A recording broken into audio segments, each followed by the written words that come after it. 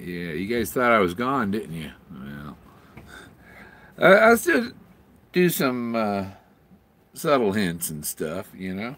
But I was thinking about the comment about going to the museum, you know, his car at the museum and stuff. And the title of the preface is Treasure of Another Kind. Okay? So,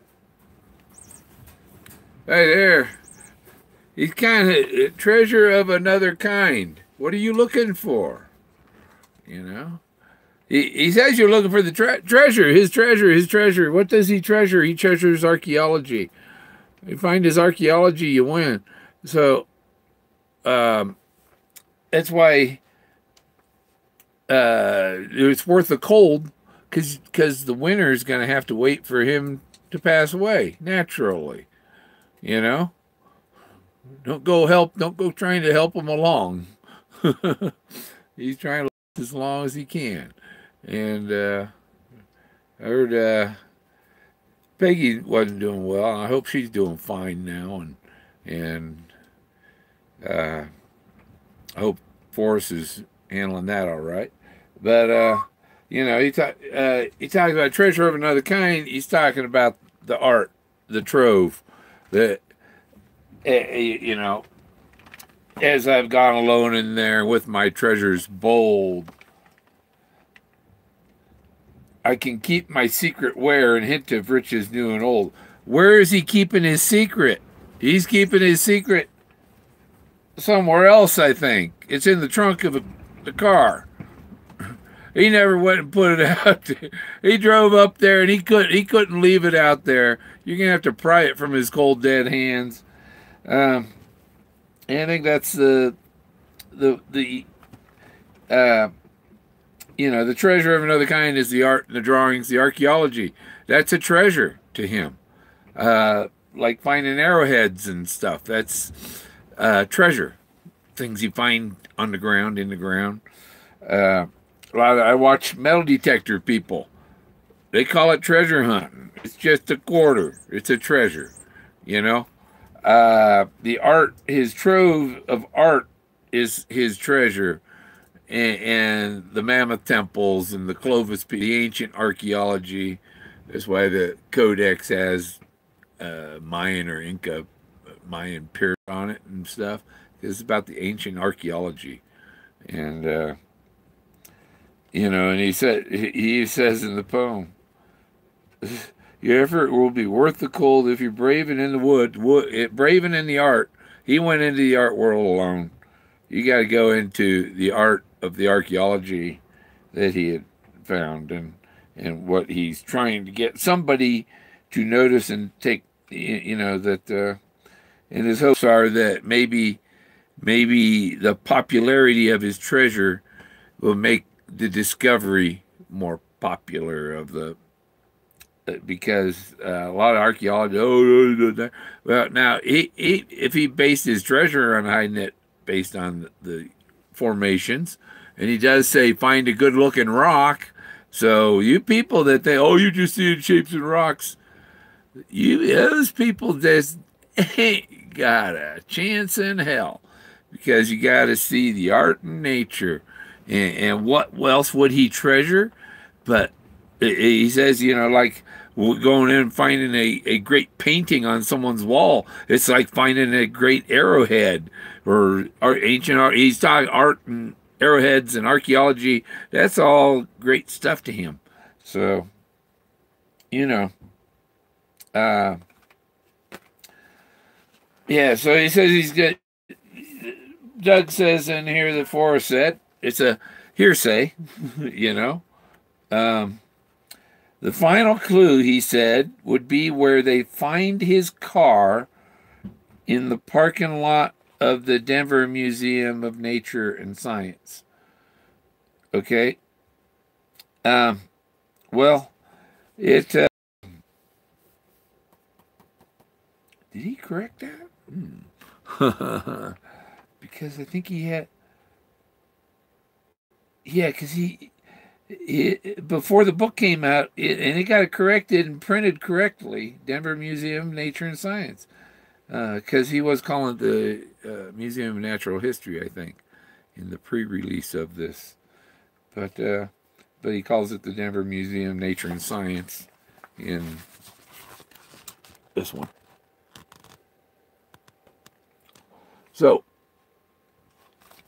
anyhow, uh, so it's kind of a contest. In the inside here, in Thrill of the Chase, it kind of hints of that. This memoir, a true story about a secret treasure, an outrageous dare. Unlock the clues that are scattered among these pages, and you can go home with a bronze chest. If you figure out the clues, it gives you a title, and you go home with it. He doesn't say he said figure out the clues. It doesn't say you have to find it. If you figure out the clues. Precious jewelry, so heavy for one person to carry. Forrest said that if he were younger, he'd go back and get it himself.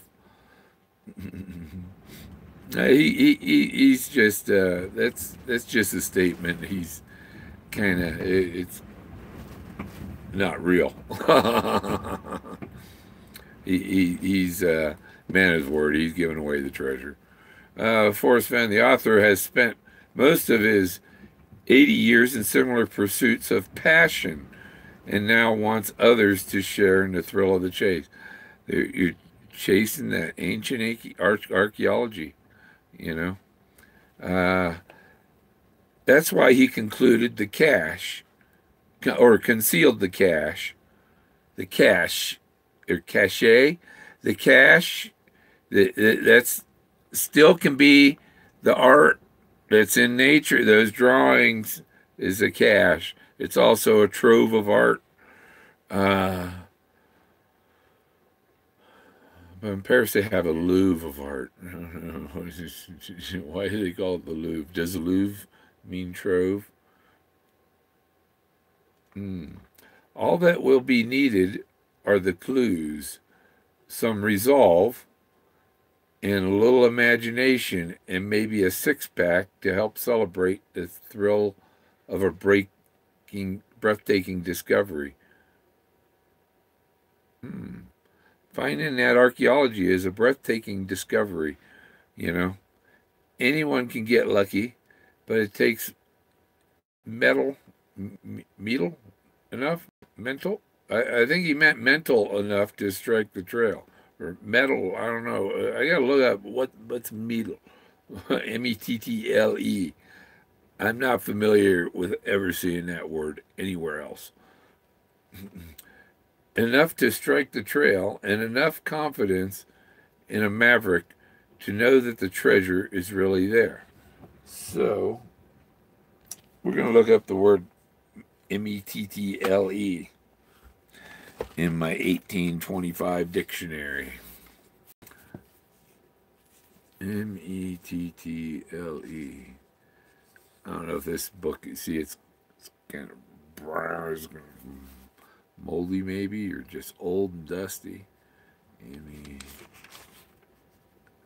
should be a way, something you could spray it and get rid of the color, bleach, a little bleach and water.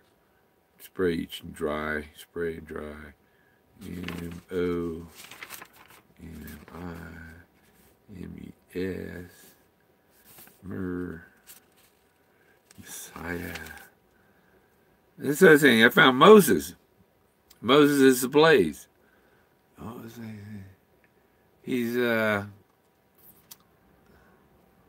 was something something that crossed my mind earlier that Moses and okay, but it's something to have to do with Moses and his claims. Vinegar, perhaps a great yawn from the Fed's raid again.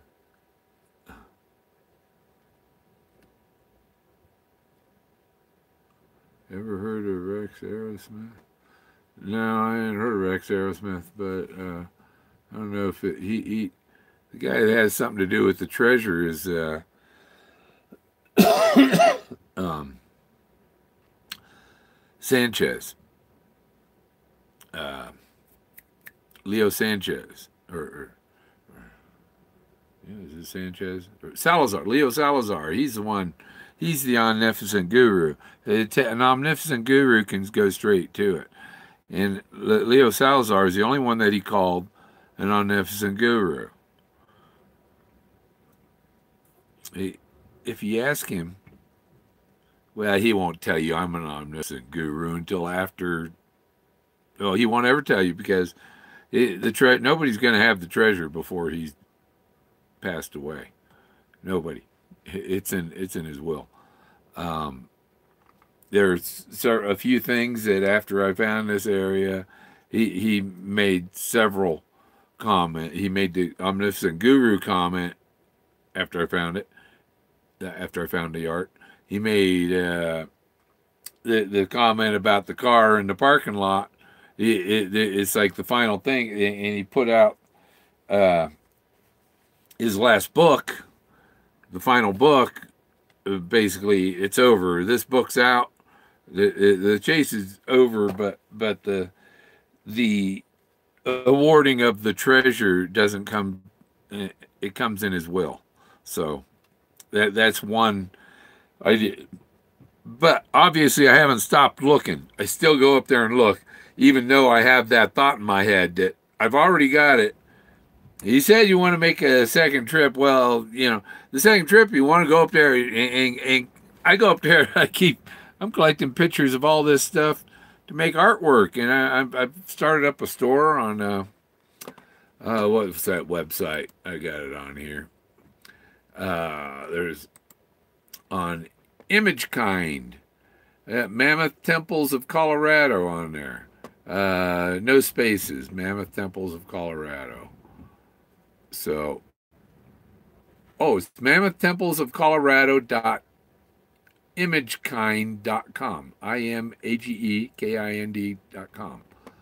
So, that's where you find my artwork for the Mammoth Temples, the art I've found up there. And you can order prints and whatever. I guess they'll sell you frames, and you can get canvas stuff, wrap around canvas for the walls. And I got some pretty neat stuff on there. Guys in thrones and princesses and Indians and old nag head and mammoths and mammoths in the creek and the gypsies and different stuff. And there was one figure I had, and when I watch because if I found this stuff, I watch a lot of archaeology. A lot of archaeology things on YouTube and stuff about archaeology, and a lot of the stuff, the pre-Incan stuff and stuff down in South America, they're showing that there's vitrification on the stones that they constructed, and what that means is vitrification means that the stone melted, turned to lava, basically, because the heat had to reach at least 3,000 degrees Celsius. Or he said 2,500 degrees Celsius. I'm thinking of ovens that I used to work on. We made research ovens for NASA for them test the space shuttle tiles for re-entry and stuff. They put the tile in there. Our ovens went to 3,200, 3,500 degrees. Something the top of the scale for Celsius, I think, is what it was. Yeah, but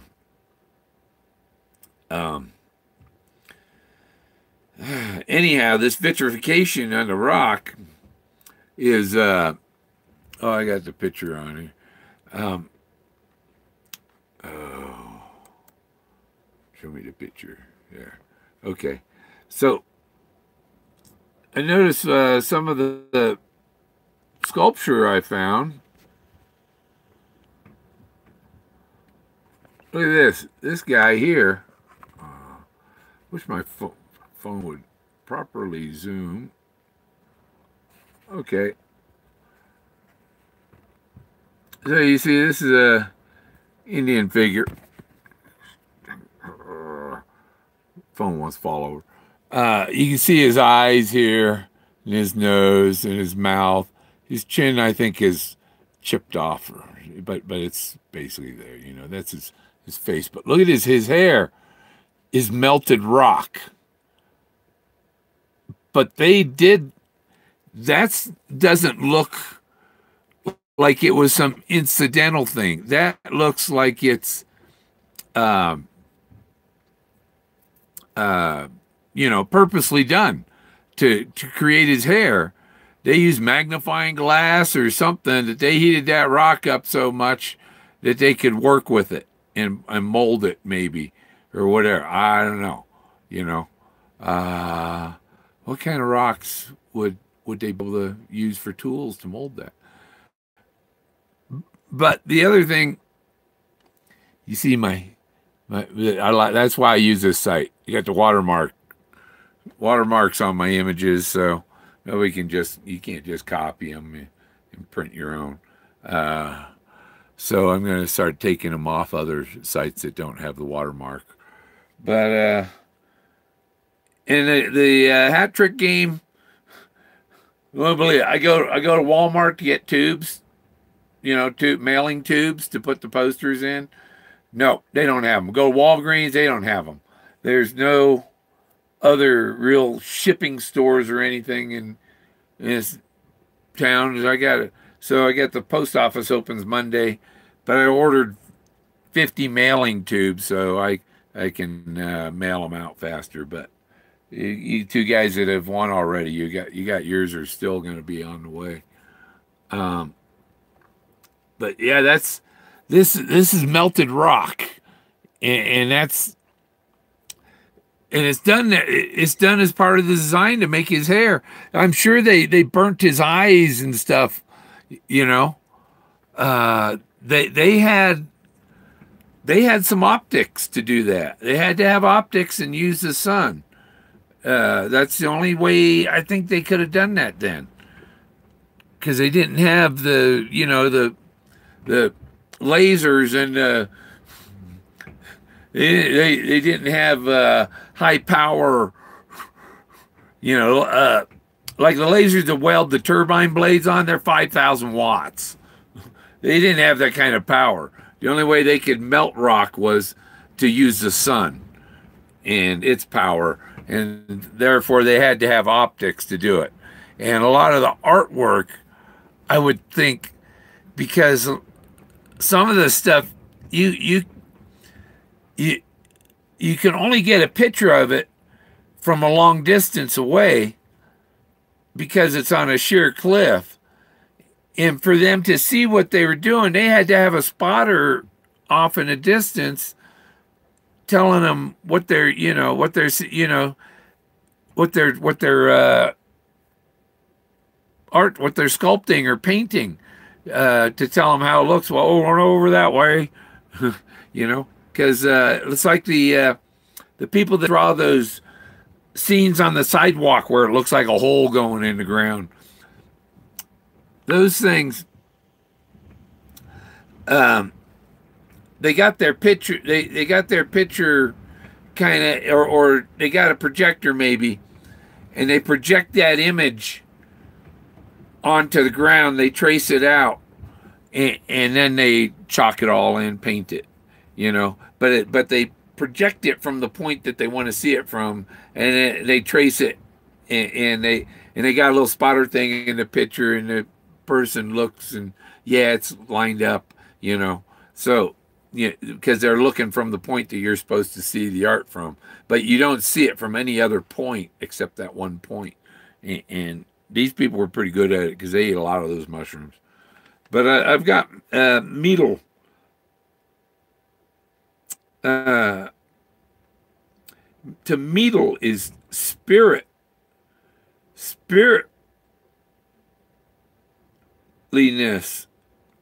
courage, the courage and the spirit.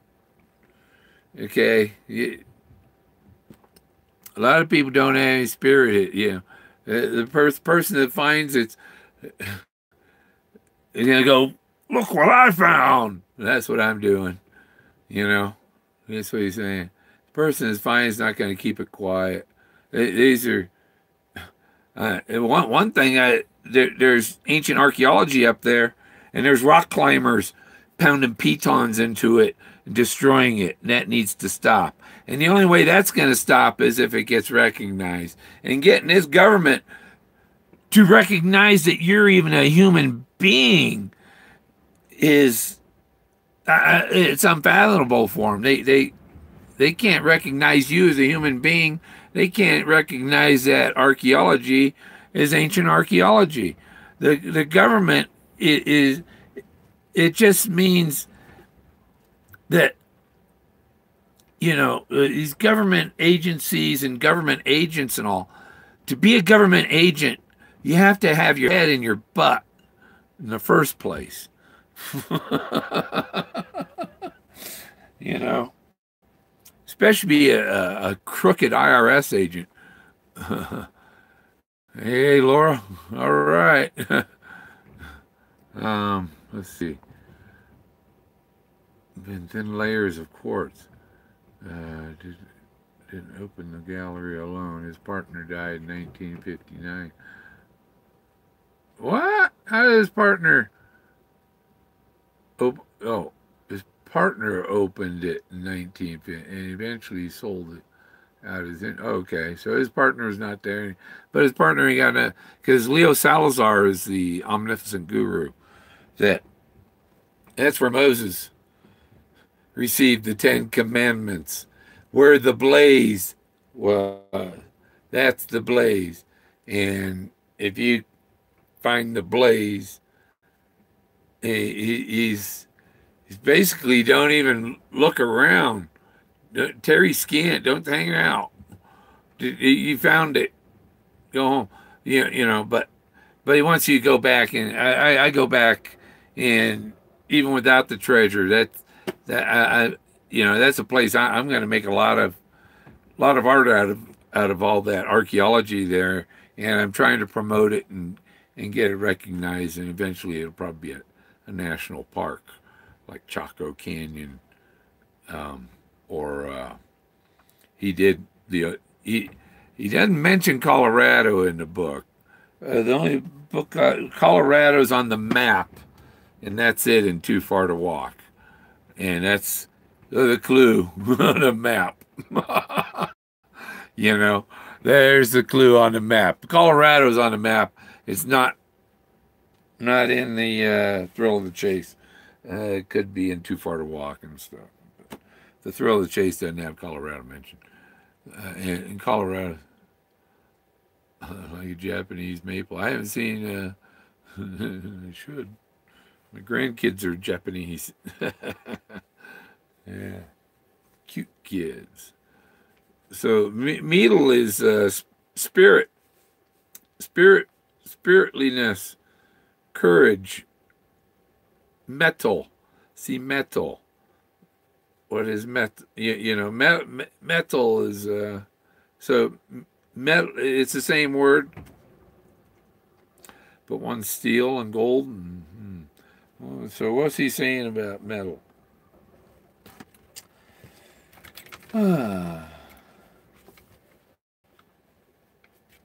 So,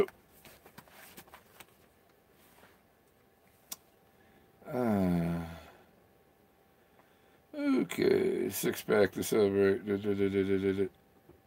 Needless to include some resolves, a little imagination, maybe a six pack, thrill of breathtaking discovery. Anyone can get lucky, but it takes spirit enough to strike the trail, or courage and spirit enough to strike, and enough confidence in a maverick to know that the treasure is really there for the taking. They're really there for the taking. Where is there? There can be anywhere. But the big treasure in the trove is the trove of art. If you look up trove, go look up trove. I mean, trove of art. I'm gonna look up Louvre too and see what the English meaning of that word is. You know, the Louvre, the Trove, or the art. The yeah, I can't make you people think I gave you damn good hints, and and a lot of people go, "Oh, what do you mean? What do you mean?" No, if you gotta ask me what I mean, you're probably not wise enough to figure out where the blaze is. You know, I was bright enough to figure it out, but most of you aren't wise enough. And that map has something to do with the name of the blaze. The map in Too Far to Walk, because they didn't print the clue that he thought would be on there. The missing clue on the map is a clue. One of the missing clues on the map, I'll say. But that's all. I'm just, you know, I know where the Trove is and Brown and all the. I got the whole poem down, and I found all about all the art I can find. There, I mean, there's other areas spurring off of this that I could explore, but if there's a physical box and it ain't where I'm looking, then it's I sometimes I think it's got to be a contest. It's a contest to solve this poem, and whoever solves his poem wins the treasure. You get the title. If you're the one that is brave enough to put up with the punishment of all the 90% of the people out there on the chase who say, "That's just a rock. There ain't no face in that rock." You know, I got to face those people. I got to be brave enough to face all the insults from people who know nothing. You know, Forrest is into those shapes and stuff. He talks about Quanah Parker and the Indian church, parentheses, peyote church. I spent all that time in the military, and I missed a lot of things. He missed the hippie revolution, and he missed Woodstock, and he enjoys music. He's commented on people's music and stuff. He likes that music, you know, like the blues music I've put on my thing, and some music other people. He really likes that music. It's music. It's art. He's in the he likes he wasn't into art, but at some point he grew to enjoy like art. You know, art, archaeology. That was his business. He was a fighter pilot, and then he was an art dealer, and he experimented making bronzes. He's done some sketches, some drawings, and the people that say, "Oh, he's just a pilot. He wasn't an artist." Who the hell made those bells? What do you call a person that makes bronze bells? A founder? You can do that, but he's an artist. He made them, molded them out of wax before he poured the bronze in to make the bells. So he's a bronze artist. He's not what he considers a professional bronze art. You know, he's an amateur. You know, people. He says if you're an amateur, you get into abstract art. Abstract art is stuff that, you know, shapes and things that it's something else, but it looks like you've seen the arrangement with a bunch of fruit, bananas and stuff, and they're arranged so it looks like two people. and stuff like that. You know, often they're dirty one. But you get my point. Yeah, and we'll never know. You know, I have to keep looking until I have the title. So until I have the title, I can. Did he? But I don't know. I don't know if he did. I don't know if he didn't. You know, and we'll see. There's no telling. He's not going to tell anybody, because if I did, he would have said something. But he has hinted at things. So he's made several hints that are like, maybe it's already done. I don't know. But I ain't. In the last year at least, he hasn't returned any emails, and so it's yeah, it was about a year. The Model A cowl was, I think, the last time I had an email from him, and he told me to take it down to Texas. Those people love those things.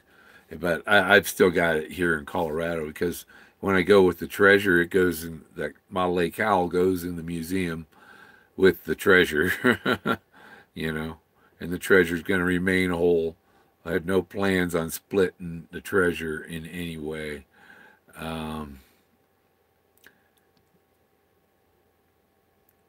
bracelet, I don't know. You know, it would depend on the deal, you know, because I got to make a contract deal to exhibit it, and it depends on what they say. No, without the bracelet, we're going to give you, you know, 20,000 less a month. So, you know, it's like it affects the value. So I don't know, you know, you'd probably get it back, but I would. If I was to give the bracelet back, I would make a replica for myself. Yeah, and yeah, we won't say nothing. But that's it. I just want to say it is possible that it's a contest. It's just a contest to figure out the poem. That's why. You can go right to it if you got to figure it out. Well, and yeah, oh yeah, that's I can't see how you could possibly be within 12, 15 feet, I think it was, and not see it. These pictures I've taken from hundreds of feet away, 500 feet away, 1,000 feet away, stuff like that, you know. It's way off there. It's off in the distance. It's not a lot of that artwork. So that's the treasure you see. Yeah, you see it from 12 feet away. You see, well, 12 feet away, you're too close. Because you got to, some of the stuff people say, I don't see it. Well, zoom, make it real small. Make it real small on your screen and look. And you might see the shapes and then go bigger, bigger, bigger, bigger. But yeah, if you don't see it, or the other thing, you kind of blur your eyes at, you know, kind of like you look at a magic eye. That's the marvel gaze. And if you don't know how to marvel gaze and you're looking at it until your brain clicks and goes, ah, there they are, you know. So that's the marvel gaze. You can't you can't just move through and glance at it and say you looked. It's like looking at you come up to the intersection, you look down the road, you see a car coming, and you look the other way, and while you're making your left turn, you don't know what model car that was, you just noticed there was a car. But if you marvel gaze, you can read the name on it, you can read the license plate, you can see the face of the person in it and their eye. So if you're not studying the pictures, you're not marvel gazing, or you're not studying the images. And a lot of this stuff shows up better in pictures than with your own eye. So I'm done.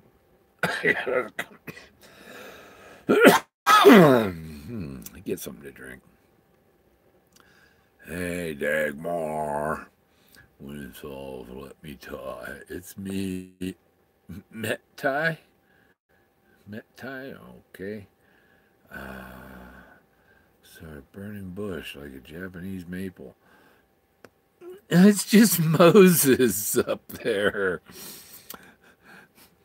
Where you see Moses, that's where. That's the burning bush spot. That's the blaze. The Moses on his step. He looks over at Moses sitting at his desk. He can look over at Moses for a reminder of it. What's on Oregon? Hey, Dee Dee. Dee Dee's been a fan a long time. Before I was on the correct solve.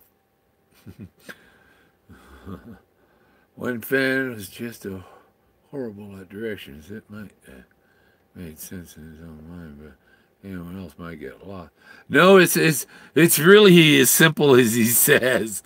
If you know all the waypoints, it's very simple.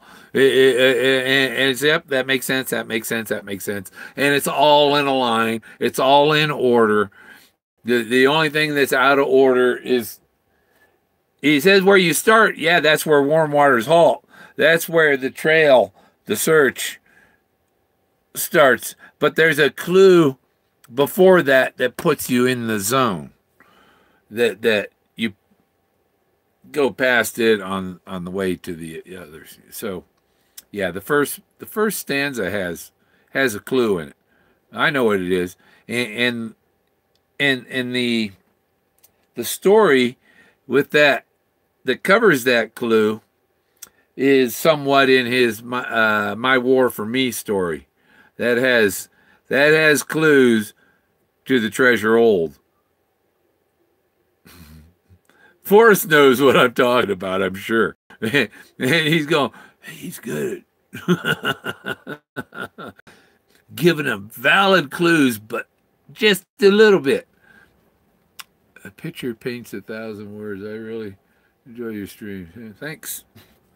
And I need more subscribers.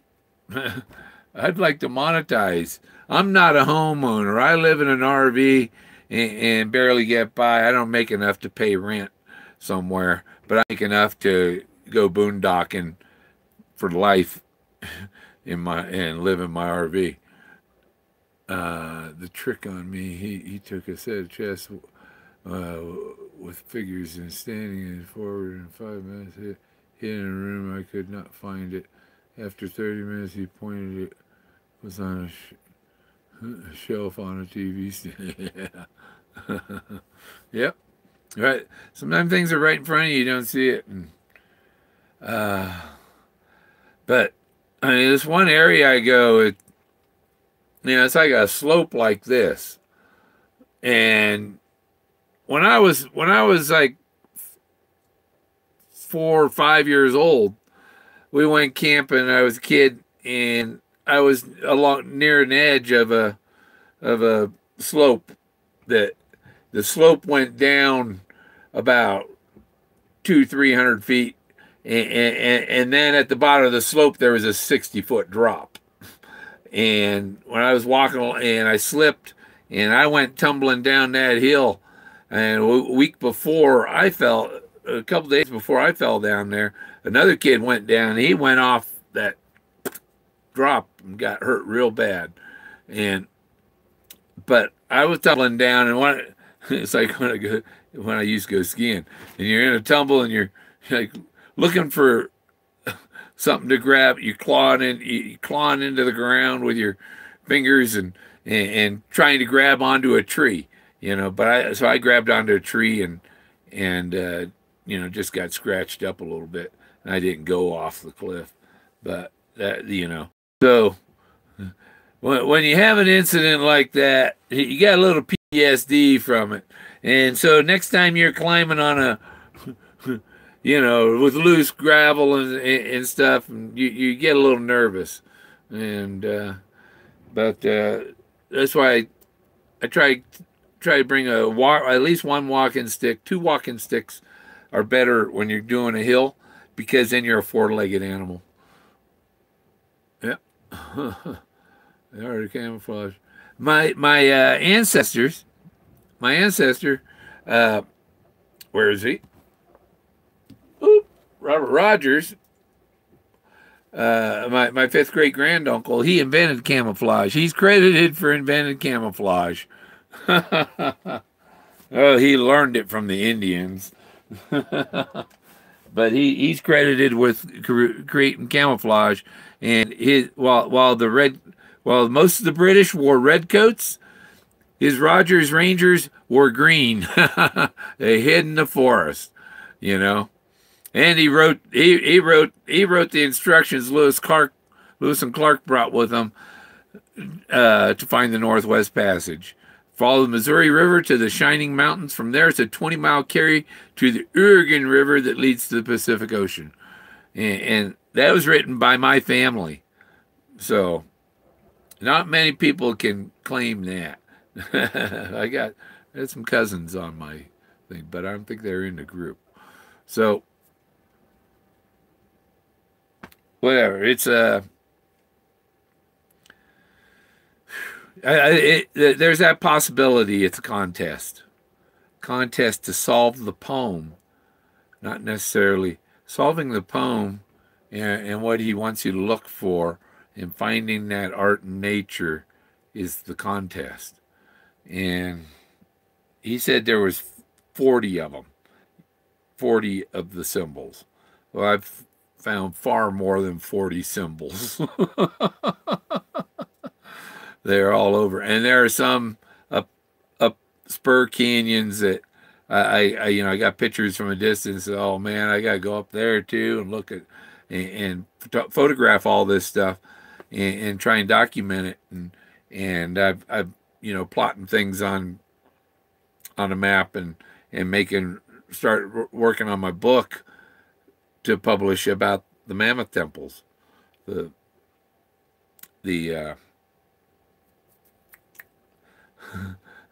lost temples of the mammoth gods. Instead of monkey gods, just mammoth gods, lost temples.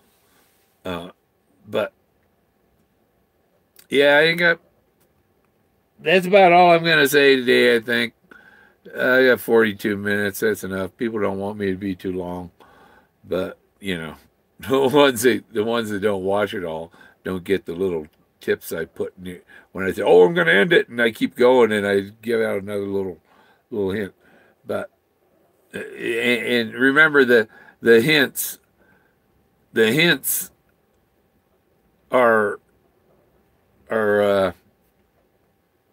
what was I going to think about? Say about the hints in all the book are subtle. There are no bold hints in the book except for Treasure's Bold. Treasure's Bold is the only bold hint in the book. And then it's in the poem. So, have a good day.